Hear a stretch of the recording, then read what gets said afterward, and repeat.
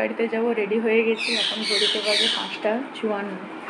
এই যে রওনা দেবো 5:54 বাজে। 5টায় উঠেছি, ফ্রেশ হলাম, সব রেডি হলাম, এবারে বেরিয়ে যাচ্ছি। চলো রাস্তায় গিয়ে কথা হবে যেখানে দাঁড়াবো। ভিডিওটা এখান থেকে শুরু করলাম। সবাইকে গুড মর্নিং জানিয়ে আমার একটি নতুন ব্লগে সকলকে স্বাগত জানাই। তো বেরিয়ে পড়েছি। এই যে এখন কটা বাজে দাঁড়াও দেখি, এখন বাজে 6:22। আমরা প্রায় বেশ কিছুটা চলে এসেছি। হ্যাঁ, বেলদা আর 35 কিলোমিটার। তাহলে তোমরাই ভেবে নাও আমরা এখন মাঝ রাস্তায় রয়েছি বেলদা যাওয়ার পথে।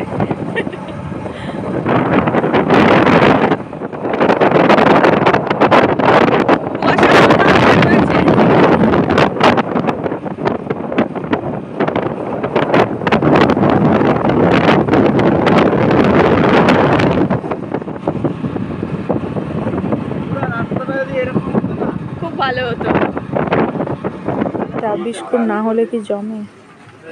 তো হাইওয়ের সামনে দিয়েই দাঁড়িয়েছে এক দোকানে, ধাবার মতো দোকানটা এখানে।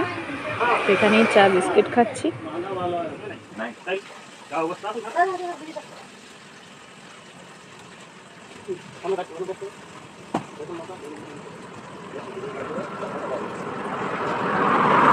দিদির বাড়ি যাওয়ার আগে চলে এসেছি অনুপমাদির বাড়িতে। এই যে বাড়ির সামনেই দাঁড়িয়ে। এখন কটা বাজে? 8:55।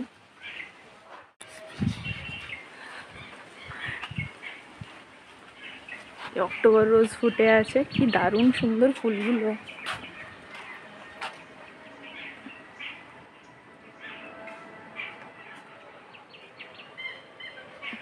করে দাও। সাত সকালে ঘুম ভাঙিয়েছি সবার, দিয়ে এসে এই যে কিচেনের সামনে বসে আছি ডাইনিং এ। এই করে দাও। একদম গুড মর্নিং। Good morning. ভাগ্য ভালো যে আজকে বৃহস্পতিবার, ভুলে গেছে। হ্যাঁ, আমাদের কোটের ছুটি গেছে। ও বলছে দিদিকে সারপ্রাইজ দেবো। আমি বলি তুমি যে দেখবে তারা নেই, দিদি আমাকে বলছে এটা পরের সপ্তাহে যদি রোববারটা পেয়ে যেত তাহলে আমরাই থাকতাম। ও বলছে সেটাই যে সারপ্রাইজ তুমি হয়ে যেতে।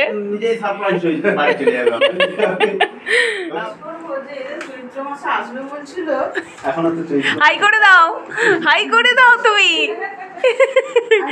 একদম ঘুম থেকে তুলে দিয়েছি।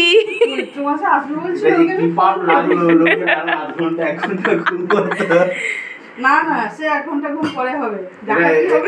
না, এটা আমরা একটা হেলদি হ্যাবিট তৈরি করলাম। প্রচুর হয়েছে, ধুলো পড়েছে, প্রচুর ধুলো পড়ে, বৃষ্টি না হলে এই হবে। আমি ওই জন্য পাম্প চালিয়ে গোটা স্নান করে দিই গাছ। পাতা দেখতে ভালো লাগে। ওই যে লেয়ার বসে যায় তো ওরা ভালো সংশ্লেষটা ঠিক করতে পারে। পয়সাটা পড়ছে ওই জন্য লেয়ারটা বসে আমি তো আবার রান্নাঘরে তাহলে একটু দোলো একটু দোলো। এই চারা দুটো, হ্যাঁ এইটুকু লাগে, ওটা গোটাটাই ভালো লাগে। আমারও দোলনা এত ভালো লাগে। খেলে না তার খুব মানে মজা লাগে গান শুনে। আমি তো এখানে গান শুনে শুনে মানে যখন মন টনও খারাপ থাকে তো এটা দিলে ভালো হয়ে যায়। একদিন রোদে যেটুকু শুকনো, তাড়াতাড়ি বাড়িয়ে দেওয়া হয়। আমি তো আর শুকনোই করি। হ্যাঁ একদিন শুকনো বলে একটা টাকা না, খোলা এই একটা ঝুড়ির মধ্যে আমি রেখে দিয়েছিলাম। নিজে থেকেই শুকিয়ে গেছে। সেই একটা ঝুড়িতে রাখা ছিল, রেখে রেখে শুকিয়ে গেছে, অটোমেটিক শুকিয়ে যাবে। মানে এমনিতে যদি রোদে যদি 2 দিন শুকনো করে দাও না, ওর কোনো গন্ধ থাকে না। ওই কাঁচা অবস্থায় একটা আমি কাঁচাতেও রান্না করেছি, পাকাতেও আচ্ছা যদি পায়েসে দেওয়া যায় না দারুণ লাগে। এলাম, খাওয়া দাওয়া করলাম, তার সাথে এই যে তেজপাতার গাছ থেকে প্রতিবারে তেজপাতা তুলে নিয়ে যাওয়া। হ্যাঁ শিবুদা, আপনার মনের মতো করে আপনি যেটা এই বড় বড় তেজপাতা। দেখো এই খেলে দ্বীপ সবুজ গুঁড়া তুলো, ওটাতে সেন্ট ভালো হবে। এই জেলিগুলো ওগুলো তো নরম কুচি বেরাচ্ছে। যত গাঢ় হবে তত তার ওই এইগুলো বেড়ে যাবে।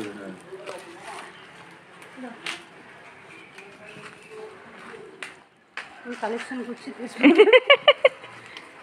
এই জায়গাটা না এত সুন্দর দেখতে, ভীষণ সুন্দর। ফাইনালি চলে এসেছি দিদির বাড়িতে। এই যে আর একটু বাকি রাস্তা, একটা নাম মোটামুটি।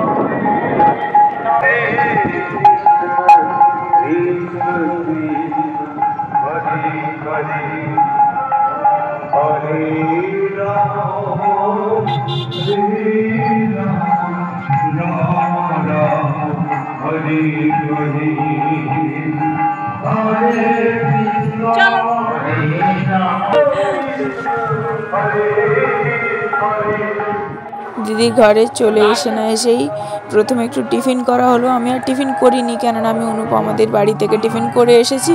কর্তা একটু টিফিন করলো, আজ তো নিরামিষ, তাই একটু নিরামিষ চানাচুর, তার সাথে আলু ভাজা, শশা, ছোলা, মুগ, সরষার তেল সব দিয়ে মাখিয়ে ওকে মুড়ি দিয়েছিল, তার সাথে মিষ্টি দিয়েছিল। তো তারপরে আমরা সবাই স্নান টান করে নিয়েছি, এবারে এসেছি মহাপ্রভুর দর্শনে। তো বৃন্দাবন থেকে আনা হয়েছে এই মহাপ্রভুকে, যিনি এনেছেন তিনি এখানকারই, কিন্তু তিনি নিয়ে এসেছেন বৃন্দাবন থেকে। তো খুব ঘটা করে 5 দিন ধরে কিন্তু এই মহোৎসব চলে। আর কালকে রয়েছে অন্নকূট, তারই তোমাদের সবজিগুলো দেখালাম ভেতরে প্রবেশের সময়। তো চলো ঠাকুর প্রণাম করি, তিলক সেবা করি, তারপরে তোমাদের সাথে কথা বলছি। আর এখানে বাপি তো খোল কর্তার নিয়ে মত্ত হয়ে রয়েছে। বাপির এগুলো বরাবরই খুব পছন্দের, কেননা আমার বাড়িতেও গৌর নিতাই আসতো।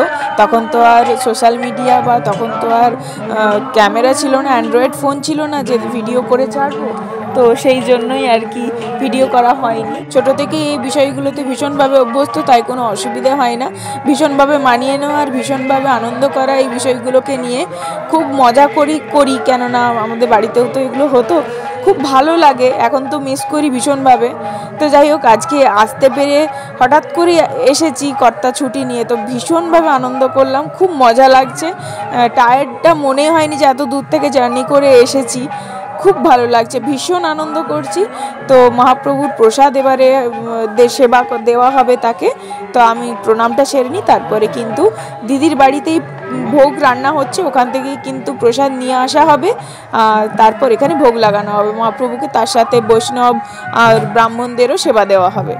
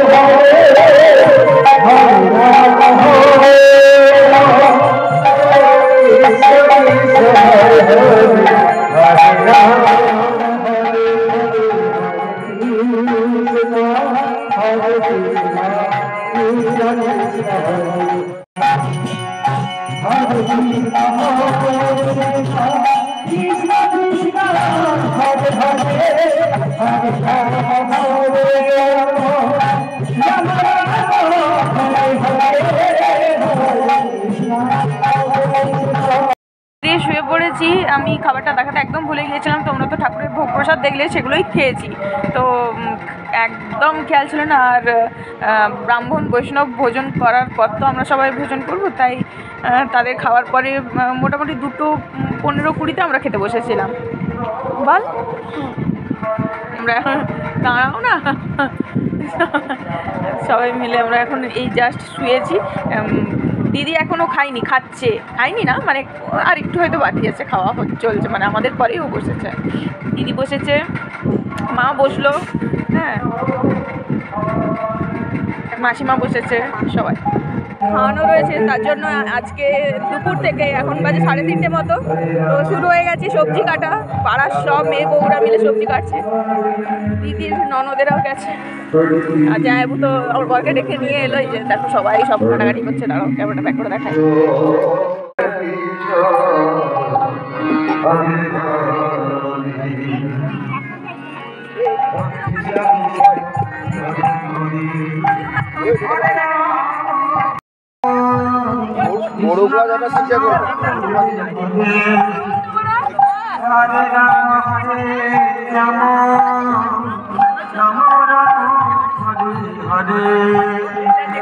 Hare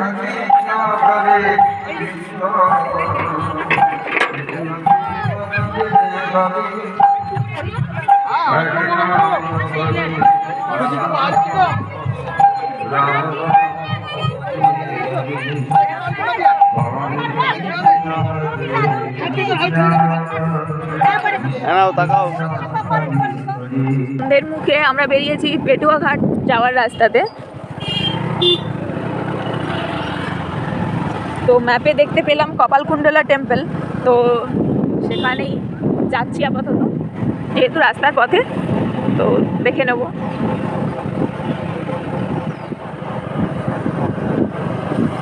এই যে কপালকুণ্ডলা মন্দির, দাঁড়াও অন্ধকার হয়ে যাবে।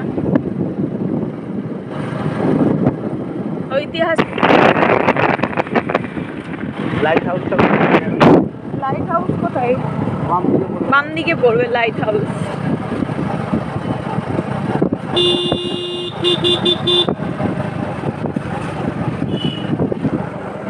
এই যে লাইট হাউস পেটুয়া ঘাট যাওয়ার পথে। আমরা এর আগে এসেছি, কিন্তু এখন তো দেরি হয়ে গিয়েছে, তাই আর এখন ভেতরে প্রবেশ করা যাবে না। নাহলে লাইট হাউসে যাওয়া যায়, ওপরে ওঠাও যায়। ওখানে প্রচুর নার্সারি, এখানে শুধু এরিকা গাছে ভর্তি। পেটুয়া ঘাট যাওয়ার পথে এই যে গঙ্গা মন্দির, ভীষণ সুন্দর আর ভীষণ সুন্দর সাজানো। এই দেখো,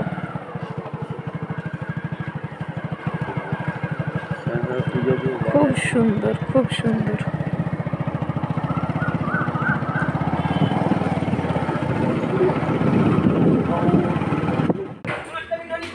চলে এসেছি ফেরিঘাটে।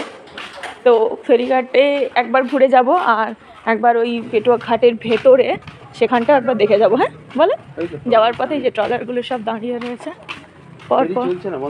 ফেরি চলছে না বন্ধ হয়ে গেছে জানি না, যদি চলে তাহলে চলো একবার যাই, ঘুরে আসি। ফেরি চলছে? আচ্ছা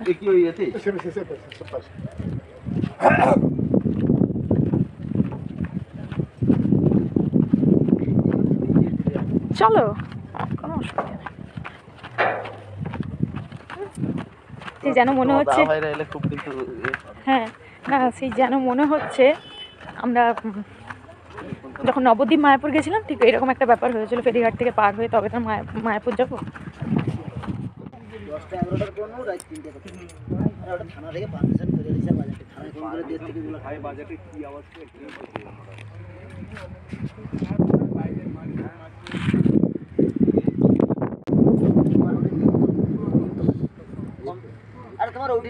থেকে বেরিয়ে যাচ্ছে, অন্ধকার হয়ে গেছে, তো সেরকম আর কিছু নেই, আর ভাটা চলছে, তাই তোমাদের তেমন কিছু দেখাতে পারলাম না।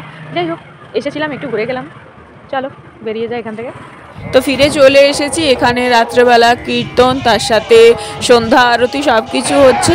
আজকে এই পর্যন্তই রাখলাম। তাহলে ভিডিওটা ভালো লেগে থাকলে অবশ্যই লাইক, কমেন্ট, শেয়ার, চ্যানেলটি সাবস্ক্রাইব করে দিও। ফেসবুক থেকে দেখলে পেজটা ফলো করে দিও। আজকের মতো টাটা, সবাই ভালো থেকো, সুস্থ থেকো, সাবধানে থেকো।